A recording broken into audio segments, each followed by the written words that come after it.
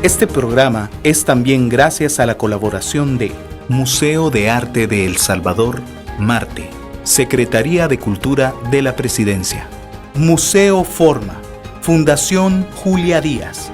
Bienvenidos amigos a Arte y Fe Network. Esta vez tenemos el agrado de conversar con un curador de arte independiente, museógrafo, artista plástico y docente que nos ha sorprendido porque recientemente ha entregado a la sociedad salvadoreña un documento sobre la historia del arte de El Salvador. Sobre este tema hablaremos más adelante. Por el momento quiero darle la más cordial bienvenida a Jorge Palomo. Bienvenido Jorge, ¿cómo te encuentras? Muy bien, muchas gracias Elías. Queremos conocer de tu vida brevemente para poder llegar al punto que más nos interesa, ¿no? Pero quiero conocer, tú naciste en San Salvador, Sí. Estudiaste la primaria en un periodo, entiendo, afuera de El Salvador y posteriormente terminaste la secundaria. Coméntame sobre este tema. Nací en San Salvador en el 70, hice mi primaria aquí en la Escuela Americana en San Salvador y al comienzo del conflicto salimos del país, fuimos a Estados Unidos y pasamos allá como 5 años más o menos. Regresé para hacer mi secundaria de vuelta en la Escuela Americana y me gradué de aquí. Y posteriormente la escuela americana, ¿qué decides estudiar? ¿O cuáles eran las intenciones de tu familia para que tú estudiaras? Bueno, en esos años falleció mi papá y la idea era que los hijos tomaran las riendas del negocio. Yo fui a estudiar en la Universidad de Pensilvania, a estudiar mercadeo y gerencia y me gradué en el 92. Pero entiendo que eso no era precisamente lo que a ti te interesaba, ¿no? No, yo desde pequeño me encantaba el arte. Durante mis años de secundaria tomé clases de pintura con Licri Vicard, desde adolescente la conozco. Y también en la universidad tomé clases de historia de arte, de dibujo, cualquier espacio en mi listado de clases que podía tomar algo que tenía que ver con arte, siempre aprovechaba de tomar un poco de esos estudios.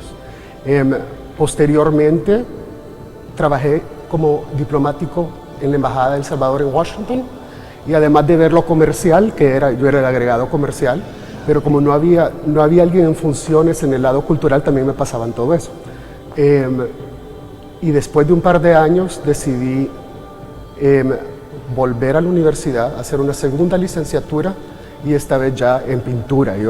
Ya no era la presión familiar de la necesidad de que tenía que asumir esas cosas, sino que en realidad estudié lo que yo quería estudiar. Porque entiendo que la familia esperaba que llevaras las riendas de la empresa familiar, ¿no? Sí. Así era. Y en ese sentido, ¿qué te dijo tu familia cuando ya te decidiste por el arte? Fue un poco diferente porque la primera licenciatura la pagó la familia, pero ya la segunda la pagué yo. Ah, ok, está bien. Entonces ya habían entendido que mi intención era tratar de quedarme en Estados Unidos. Okay. Ya llevaba tanto tiempo estudiando allá, ya estaba bien cómodo allá, me encantaba vivir allá. Y estaba haciendo lo que todos entendían que era lo que yo en realidad quería hacer. Entonces en algún momento sí hubieron conversaciones de que yo no tenía que cumplir esa promesa a la cual, o sea, era algo que se asumía que iba a pasar versus qué quería hacer yo.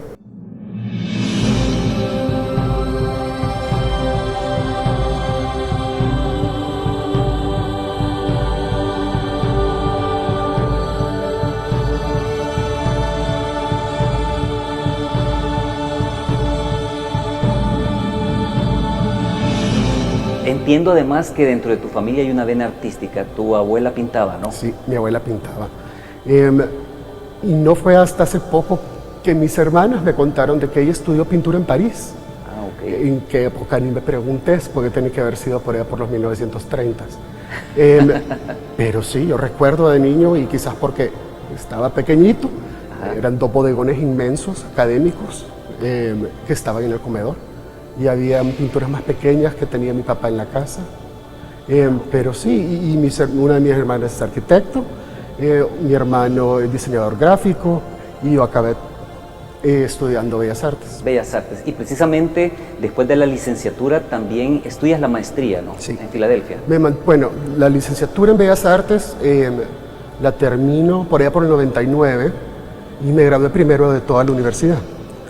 y volví a aplicar a la misma universidad para sacar una maestría, a la cual logré entrar.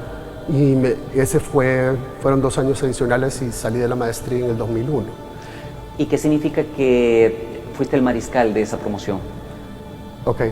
El mariscal significa que tu promedio de notas es el más alto de toda la clase que se está grabando. Ah, qué interesante. Y entonces, pero tú no te quedas ahí, decides seguir cursos en Francia, por ejemplo. Estudiaste en 1988. Tuvimos, dentro de la universidad habían como cursos de verano. Entonces, la universidad tenía una relación con una escuela estadounidense en Francia, en un pueblito pequeñito que se llama Pont-Aven. Pont-Aven es a donde Van Gogh y Gauguin comenzaron a pintar.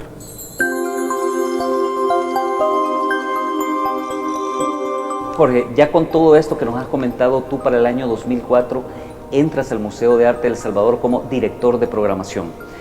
Antes de continuar, porque vienen unos términos que necesito que los amigos nos entiendan, quiero que nos expliques qué significa ser curador por un lado y museógrafo por otro lado. Perfecto. Ok. En instituciones como la que estamos, el punto, lo importante para las instituciones culturales y artísticas especialmente ahora en día, es que el mensaje que se está tratando de dar sea entendible para el público. O sea que la misión primordial es una educativa. Entonces el curador se vuelve como la voz del narrador de un libro que le va explicando al público qué diablos están viendo y por qué. Entonces me toca mediar entre la obra, entre la intención del artista y entre el público para tratar de explicar eso de una manera que sea entendible y digerible para un público, entendiendo el grado de educación del público que tenemos, qué tan compleja puede ser la obra y en qué manera vas explicando eso, pero de manera también más específica el curador es el que plantea cómo se va a organizar la exhibición. O sea, salís con la idea, quiero hacer esto, y luego vas a ver las obras y las vas seleccionando, las vas ordenando, y te toca escribir el texto si hay un catálogo, sea un texto corto o un texto extenso, y te toca apoyar todo el proyecto. El museógrafo, bueno, yo hago las cosas a la par. El museógrafo generalmente es un arquitecto. El museógrafo es el que ve exactamente qué cabe en el espacio y cómo y a dónde se va a colgar. Entonces yo porque entiendo lo reducido de los espacios, siempre tengo muy en mente qué me cabe y qué no me cabe y qué quiero que converse a la par de qué quiero que antagonice en contra de. O sea que es una tesis ya de los objetos en el espacio. Excelente, yo creo que con esta explicación ya estamos un poco más digerible para lo que vamos a seguir conversando, porque de eso vamos a conversar en lo que resta del programa. Eso significa, Jorge, que a ti te contratan para hacer la curaduría de exposiciones diversas, ¿no? Ya sea colectivas o particulares. Cuando comencé a trabajar aquí en el museo, a mí me tocaba hacer cosas como uno de los programas que se tenía que ir al artista del mes. Tenías que redactar una biografía de cada artista y eso significaba hacer un poco de investigación, redactar los textos, editarlos, etcétera, etcétera. Y esa parte me pareció súper importante. Y yo, antes de empezar a trabajar en el museo, estaba dando una clase de teoría del arte y de arte contemporáneo. O sea que ese discurso contemporáneo que aquí no se estaba tratando, yo estaba tratando de inculcar a los maestros y los artistas salvadoreños, y ahí fue donde me agarraron y me dijeron, mira, vení, vos que sabes de arte, esta plaza va a quedar libre, ¿te interesa? Y yo dije, vaya, pues tratemos.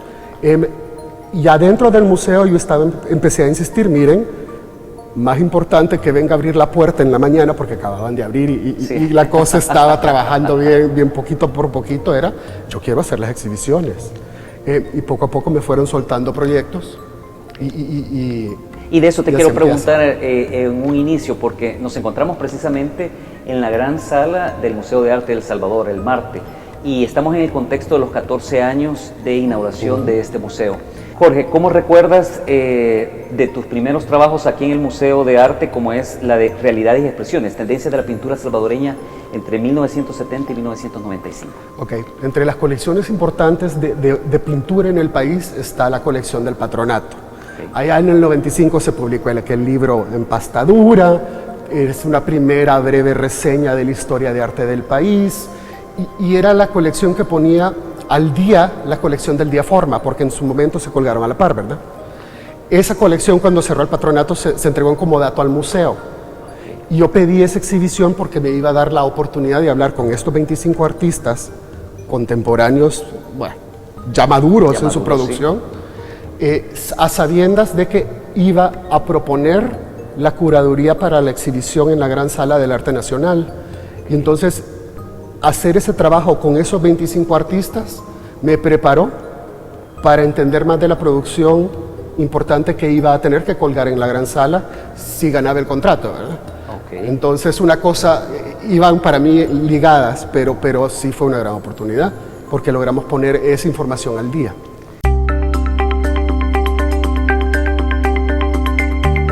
Otra curaduría muy importante realizada por ti fue la de Valero Lecha en la Sala Nacional de Exposiciones. ¿Cómo recuerdas este trabajo? La familia quería hacer algo porque creo que eran los 30 años de difunto. Sí. Venía el doctor Panogracia, que había hecho el libro importante de toda su vida y obra. Era importante porque es una figura tan clave dentro de nuestra historia para los pintores y la formación de artistas en el país. Pero sí fue uno de esos primeros trabajos afuera del museo que conseguí, ¿verdad?